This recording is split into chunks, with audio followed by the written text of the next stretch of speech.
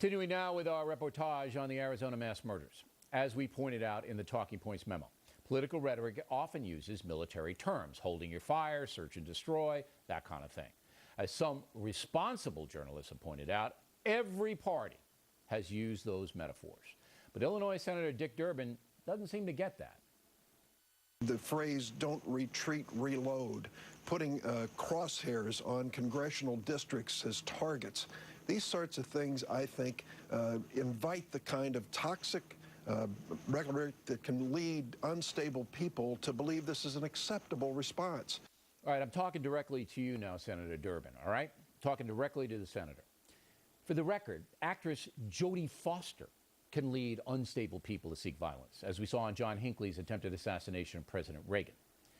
Joining us now from Los Angeles to respond, Tammy Bruce and Leslie Marshall. So where am I going wrong here, Leslie? I don't think you're going wrong necessarily, Bill. I think that the country, unfortunately, is divided again along these lines. I think you've read my opinion and certainly know my opinion. My issue is more with gun metaphors. I do agree with the congressman regarding the gun metaphors. Okay, let me stop you there. Let me stop you there. All right? You saw the Democratic Senator Joe Manchin take an actual gun and shoot it into Obamacare. All right? Did you at that time express outrage, Leslie? On my radio show, yes, I did. You did. We have tape. All right. Yes. So you did express outrage. Okay. So therefore, you have credibility to go on. So you say Thank you. no gun or military metaphors should be used in campaigns. Is that what you're suggesting? Yes, and I'll tell you why. When you have somebody who has a screw or two or more loose, we really don't know what's going to push them over the edge. I feel that all of us on radio, television, and in politics, left or right, have a responsibility when we have a microphone and cameras rolling to be very clear that never, never, never can anyone resort to violence when we have a different ideological But the military opinion. metaphors aren't, they're certainly not encouraging violence. Are they, Tammy? Do you see it that way? No, not at all. As you noted, a lot of things push over the mentally unstable. Look, we know now that with his meeting with Giffords in 2007, what he was upset about was the fact that she answered a question that he asked in Spanish. So if we're going to be banning things that we think pushed him over the edge, we better ban speaking Spanish. We better ban having girlfriends, because a girlfriend broke up with him. Already, we know he was abused drugs to some degree, so of course that's an issue. It better be the flag. That apparently he didn't like either. The truth of the matter is, political rhetoric had nothing to do with this, as you've pointed out earlier in the program. It is true that this guy, discussion's moot. This guy wasn't ignited by any one singular happening or media or anything like that. He is a psychopath. But what Leslie says, Tammy, is that in order to be calmer, in order to bring down the level of intensity in the political debate, that we shouldn't be making the martial, the military stuff, and shouldn't be bringing in these metaphors. Do you agree or disagree?